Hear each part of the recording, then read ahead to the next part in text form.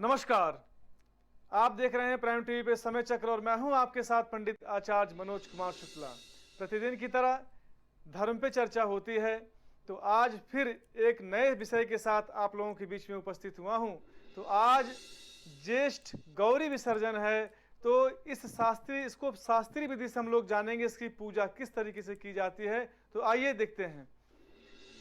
ज्येष्ठा गौरी विसर्जन। शास्त्रों के अनुसार ज्येष्ठा गौरी पूजा और विसर्जन भारतीय संस्कृति और धार्मिक परंपराओं में एक महत्वपूर्ण उत्सव है। यह पूजा खास तौर पर भारत के विभिन्न हिस्सों में, विशेष रूप से महाराष्ट्र और कर्नाटक में बड़े धूमधाम से मनाई जाती है। ज्येष्ठा गौरी की पूजा और विसर्जन का महत्व शास्त्रों में विस्तृत रूप से वर्णित है। यहाँ हम इस परंपरा पे शास्त्रीय पहलुओं पर ध्यान केंद्रित करेंगे। ज्येष्ठा गौरी का महत्व क्या है यह भी जानते हैं। ज्येष्ठा गौरी, जिन्हें ज्येष्ठा देवी या ज्येष्ठा माँ भी कहा जाता है, माता पार्वती की एक रूप है और यह भी देवी लक्ष्मी की बहन मानी जाती हैं। ज्येष्ठा देवी का वर्णन हिंदू धर्म ग्रंथों में उल्लेखित है, जिनमें वे एक विशेष रूप से पूजा योग्य देवी हैं, जो समृद्ध हैं, सुख और सौभाग्य का प्रतिनिधित्व करती हैं। उनके पूजन से परिवार के संकट दूर होते हैं और समृद्धि आती है। अब ज्येष्ठा गौरी पूजा की कैसे तैयारी करते हैं इसको भी जानते हैं। पूजा से पहले घर की पूरी साफ सफाई की जाती है। विशेष रूप से पूजा स्थल को स्वच्छ किया जाता है और वहां नवीन वस्त्र बिछाए जाते हैं। मूर्ति की स्थापना की जाती है। ज्येष्ठ गौरी की मिट्टी, धातु या पत्थर की प्रतिमा स्थापित की जाती है। इन मूर्तियों की सजावट सुंदर फूलों और वस्त्रों से की जाती है। पूजा विधि जानते हैं। प्रहर की पूजा के लिए प्रातः काल का समय सबसे उत्तम माना जाता है। घर के सभी सदस्य स्नान कर के पवित्र होकर के पूजा स्थल पर एकत्रित होते हैं और नैवेद्य, ज्येष्ठा गौरी को विभिन्न प्रकार के नैवेद्य भोग अर्पित किए जाते हैं, जैसे फल, मिठाई, दूध से बड़ी रबड़ी, दूध इत्यादि माता को अर्पित किए जाते हैं। नैवेद्य अर्चना की जाती है उनकी। देवी के विधि पूर्वक अर्चना की जाती है। मंत्रोच्चार और शास्त्रीय श्लोकों का पाठ किया जाता है, जो देवी की पूजा को पूर्णतः प्रदान करता है। उसके आगे हम लोग दीप और धूप करते हैं। देवी के समक्ष दीपक और धूप जलाए जाते हैं। इससे पूजा स्थल पर एक दिव्य वातावरण बनता है। ज्येष्ठ गौरी विशेष पूजा का जो अनुष्ठान हम लोग करते हैं, वो उनकी कथाएं और भजन क्या करना चाहिए। पूजा के दौरान देवी की महिमा से संबंधित कथाएं और भजन गाए जाते हैं। यह देवी के प्रति श्रद्धा और भक्ति को प्रकट करता है। कुछ परिवार हवन या यज्ञ भी करते हैं, जिससे घर में सकारात्मक ऊर्जा का संचार होता है और जीवन की समस्याओं का समाधान भी होता है। ज्येष्ठा गौरी विसर्जन का महत्व। पूजा के बाद ज्येष्ठा गौरी का विसर्जन होता है, जो इस पूजा की एक महत्वपूर्ण प्रक्रिया है। विसर्जन के माध्यम से भक्त देवी से विदाई लेते हैं और उन्हें धन्यवाद देते हैं। विसर्जन की प्रक्रिया कैसे की जाती है। पूजा के एक दिन बाद ज्येष्ठा गौरी की मूर्ति को विसर्जित या विसर्जन करने के लिए तैयार किया जाता है। मूर्ति को सजाया जाता है और उसे विसर्जन स्थल पर ले जाया जाता है। विसर्जन यात्रा की जाती है। भक्तगण मूर्ति को अपने सिर पर रख करके या हाथों में पकड़े हुए विसर्जन स्थल की ओर ले जाते हैं। इस यात्रा के दौरान भजन कीर्तनादि और धार्मिक गीत गाए जाते हैं और विसर्जन स्थल पर मूर्ति को जल में विसर्जित किया जाता है। यह प्रक्रिया संपूर्ण होती है। जब देवी को जल में विसर्जित किया जाता है और भक्त उन्हें अंतिम विदाई देते हैं तो ये संपूर्ण विधि मानी जाती है। तो ये रही कुछ आप लोगों के बीच में धर्म की चर्चा। अब चलते हैं आगे दैनिक पंचांग की तरफ। 12/9/2024 श्री संवत 2081 साके 1946 नवमी तिथि शाम 6:12 तक रहेगी। नक्षत्र मूल रहेगा, शाम को 6:01 तक रहेगा। करण बालव, तत्पश्चात कौलवकरण। भाद्रपद मास शुक्ल पक्ष आयुष्मान योग रात्र में 8:11 तक रहेगा। गुरुवार का दिन चंद्रमा धनु राशि पे स्थित रहेंगे। शरद ऋतु अभिजीत मुहूर्त की यदि बात करूं तो 11:52 AM से लेकर के 12:41 PM तक रहेगा।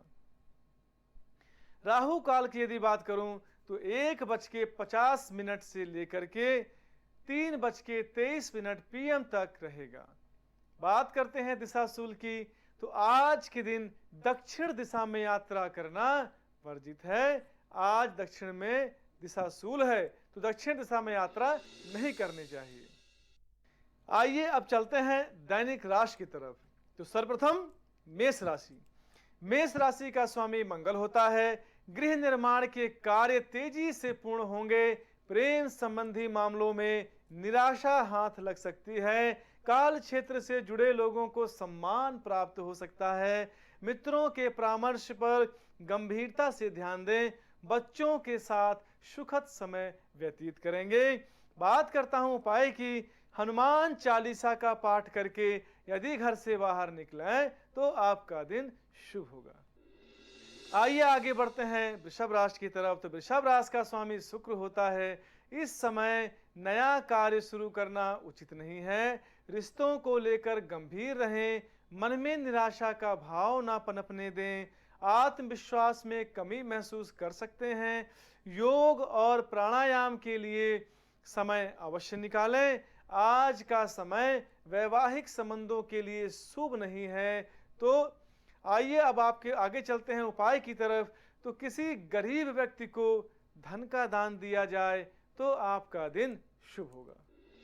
आइए आगे चलते हैं मिथुन राशि की तरफ। तो मिथुन राशि का स्वामी बुध होता है। ऑनलाइन व्यापार से आपको लाभ प्राप्त हो सकता है। लोग आपके ऊपर पूर्ण विश्वास रखेंगे। नया कार्य शुरू कर सकते हैं, लेकिन अत्यधिक अधीरता ठीक नहीं है। विदेश में शिक्षा ले रहे विद्यार्थियों को थोड़ा सावधान रहना चाहिए। प्राकृतिक के निकट रहने का प्रयास करें। बात करता हूं उपाय की। एक मुट्ठी चावल को हरे रंग से रंग करके अपने सिर से दाहिनी तरफ घुमाकर ओम बुम बुधाय नमः मंत्र बोलकर पीपल के वृक्ष के नीचे अगर छोड़ा जाए तो आपका दिन शुभ होगा। आइए आगे बढ़ते हैं कर्क राशि की तरफ। तो कर्क राशि का स्वामी चंद्रमा होता है। महत्वपूर्ण अवसर आपकी प्रतीक्षा कर रहे हैं, इसीलिए लापरवाही भरी भारी पड़ सकती है आपको। गृहस्थ जीवन बहुत ही अच्छा रहने वाला है। अनुभवी व्यक्तियों से मार्गदर्शन अवश्य लें। बड़े भाई बहनों को लेकर के थोड़े चिंतित हो सकते हैं। व्यर्थ की गतिविधियों में संयम नष्ट ना करें। तो बात करता हूं उपाय की। ब्राह्मणों को खीर खिलाकर यदि घर से बाहर निकलें तो आपका दिन शुभ होगा। आइए आगे बढ़ते हैं सिंह राशि की तरफ। तो सिंह राशि का स्वामी सूर्य होता है। आज आप बेहद आनंदित रहने वाले हैं। कारोबार में सब कुछ आपके अनुसार ही होता प्रतीत होगा। इससे आपका आत्मविश्वास बढ़ेगा। मित्रों के साथ लंबी बातचीत हो सकती है। आपकी कार्य क्षमता में वृद्धि होगी। बात करता हूं उपाय की। जल में रोली डाल करके सूर्य भगवान को जल अर्पण करें तो आपका दिन शुभ होगा। आइए आगे बढ़ते हैं कन्या राशि की तरफ। तो कन्या राशि का स्वामी बुध होता है। दाम्पत्य संबंधों में आत्मीयता बढ़ेगी। कोई जरूरी निर्णय अचानक लेना पड़ेगा, व्यापार में परेशानी हो सकती है, अहम की भावना के कारण नुकसान हो सकता है, जीवन साथी के स्वास्थ्य का ध्यान रखें, गलत कार्यों की तरफ आपका रुझान हो सकता है। बात करता हूं उपाय की, घर से निकलते समय केसर का तिलक लगाकर यदि घर से बाहर निकलें तो आपका दिन शुभ होगा। आइए आगे बढ़ते हैं तुला राशि की तरफ। तो तुला राशि का स्वामी शुक्र होता है। आकस्मिक धन लाभ हो सकता है, बड़े भाई बहनों को लेकर प्रसन्नता रहेगी, प्रेमी जन की भावनाओं की कद्र करें, दोपहर के बाद कोई शुभ समाचार मिल सकता है, भारी उद्योगों से जुड़े लोगों को उत्तम धन लाभ होगा, रचनात्मक कार्यों में आपका नाम होगा, प्रेम संबंध मधुर होंगे। बात करता हूं उपाय की, सुगंधित इत्र या सेंट का उपयोग करें, पवित्र बने रहें, मां लक्ष्मी की उपासना करें तो आपका दिन शुभ होगा। आइए आगे बढ़ते हैं वृश्चिक राशि की तरफ। तो वृश्चिक राशि का स्वामी मंगल होता है। संतान के प्रति गौरवान्वित महसूस करेंगे, रिश्तों में प्रेम भावना का विकास होगा, जीवन साथी से सलाह लेना आपके लिए हितकर है, नए घर का जमीन में निवेश कर सकते हैं, दूसरों की बातों को ज्यादा दूर ना दें, क्योंकि उधार का लेन देन से आपको बचना चाहिए, उधार ना करें, इससे आपको काफी नुकसान पहुंच सकता है। बात करता हूं उपाय की, चमेली के तेल में सिंदूर मिलाकर हनुमान जी की मूर्ति में लेप करें और 2 लड्डू चढ़ाकर 11 बार बजरंग बाण का पाठ करें तो आपका दिन शुभ होगा। आइए आगे बढ़ते हैं धनु राशि की तरफ। तो धनु राशि का स्वामी गुरु होता है। शत्रु पक्ष अचानक से आपके विरुद्ध सक्रिय हो सकता है, अपने खर्च को नियंत्रित रखें, पड़ोसियों के प्रति अपना व्यवहार अच्छा रखें, काल्पनिक विचारों में खोए रहेंगे, काम रुक रुक कर होंगे लेकिन आपको सफलता जरूर मिलेगी, पुराने मित्र से मुलाकात हो सकती है। बात करता हूं उपाय की, गाय को गुड़ चना हल्दी खिलाकर और गाय की सेवा करके यदि घर से बाहर निकलें तो आपका दिन शुभ होगा। आइए आगे बढ़ते हैं अब मकर राशि की तरफ। तो मकर राशि का स्वामी शनि होता है। अपनी व्यक्तिगत समस्याओं को किसी से शेयर ना करें, रक्तचाप की समस्या होने की आशंका है, भोजन और बाकी दिनचर्या अनुशासित रखें, अनावश्यक विचारों से आपको बचना चाहिए, मान अपमान का भय रहेगा, बहुत से कम एक साथ करने का प्रयास ना करें, यदि कई काम एक साथ करेंगे तो आपको परेशानी का सामना उठाना पड़ना सकता है। तो बात करता हूं उपाय की, जल में काला तिल डालकर पीपल की जड़ में चढ़ाएं तो आपका दिन शुभ होगा। आइए आगे बढ़ते हैं कुंभ राशि की तरफ। तो कुंभ राशि का स्वामी शनि होता है। अपनी जिम्मेदारियों के प्रति निष्ठावान रहें, जीवन साथी आपके एक अच्छे मित्र की भूमिका निभाएगा, अपने मन की बातें उनसे सजा कर मतलब एकदम बना कर नहीं करनी चाहिए और दिल खोल कर बातें करें, अपनी मनहा स्थिति को शांत रखें, घर के लोग आपसे काफी प्रसन्न रहेंगे, इस समय सारी परिस्थितियां आपके अनुकूल रहेंगी। बात करता हूं उपाय की, सुंदर कांड का पाठ करके यदि घर से बाहर निकलें तो आपका दिन शुभ होगा। आइए आगे बढ़ते हैं मीन राशि की तरफ। तो मीन राशि का स्वामी गुरु होता है। स्वास्थ्य काफी अच्छा और संतुलित रहेगा, किसी बड़ी समस्या का समाधान होने से निश्चित होंगे, यदि मन में किसी प्रकार का कोई भय था तो वह दूर हो सकता है, जीवन साथी के प्रति मन में सम्मान और आदर का भाव उत्पन्न होगा, कार्य क्षेत्र में आगे बढ़ने के अवसर प्राप्त होंगे। बात करता हूं उपाय की, श्री विष्णु सहस्त्र नाम का पाठ करके यदि घर से बाहर निकलें तो आपका दिन शुभ होगा। तो आज धर्म के विषय में जाना हम लोगों ने, दैनिक पंचांग के विषय में जाना और दैनिक राशि के विषय में जाना। वाणी को विराम देने के पहले एक बार प्रभु का स्मरण हो जाए, फिर मैं अपनी वाणी को विराम देता हूं। नारायण नारायण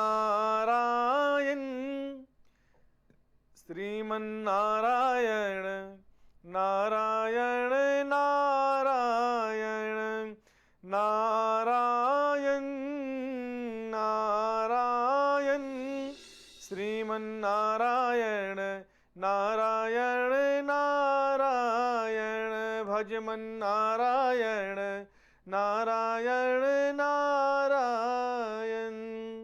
आप सभी प्राइम टीवी के दर्शकों को पंडित आचार्य मनोज कुमार शुक्ला का हार्दिक नमस्कार।